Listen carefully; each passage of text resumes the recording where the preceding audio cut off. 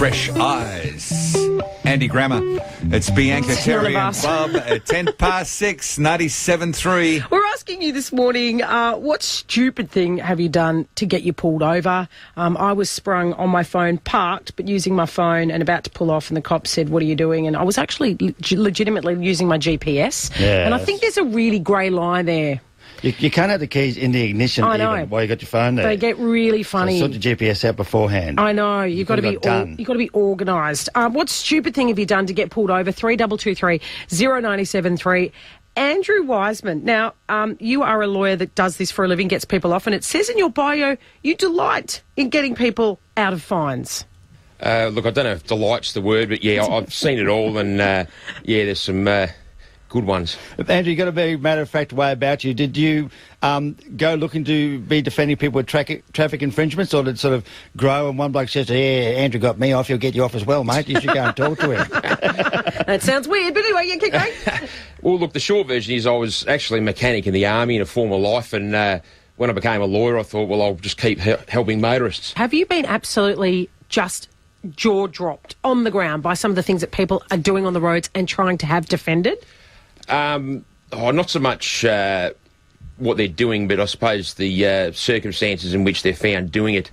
For example, I acted for a gent which he was charged with drink driving, and as I was reading the police brief, it was all quite standard, but then it gets to the officer noticed the driver fumbling around the footwell, and when asked what he was doing, he said, "I'm looking for my pants." And then Okay, like Humphrey, looking for his pants. Happens to the best of us. And then as it reads on, the officer looked down to find the man was in fact pantless. So, now I don't want to ask you. I don't want to ask you if he got off now. Was he I don't want to answer the question. Was he convicted? Well, it was a mutually good outcome, put it that way. I think one of the other things about it is once you've got your driver's licence, see, I ride my push bike to work. If I do the wrong thing of that, I can get booked for that. But you can actually be booked for driving things other than your car, can't you? Well, yes, any self-propelled device, but the law's been expanded to include push bikes, which obviously aren't self-propelled, but horse, motorised esky.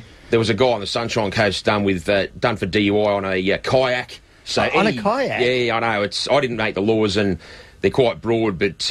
You've actually looked after someone who was done for DUI in a boat during the Brisbane floods. Yeah. Look, he thought he was doing the right thing.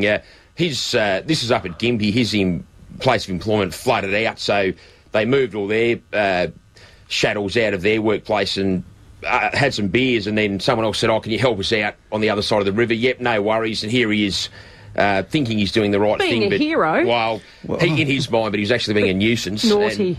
And then he breathed into this, bang. So it wasn't a massive reading, but it was still over the limit for legal purposes. So I seem to remember a case, and I think it was up at whatever the Hyatt Coolum's called now, Clive Palmer's case of guys in a golf buggy. Yeah, what is that? They got done for DUI or something, didn't they? Yeah, look, I've acted for quite a few people who have been done in golf buggies. The one that comes to mind is down on the Fisherman's Wharf. He, at the end of the day...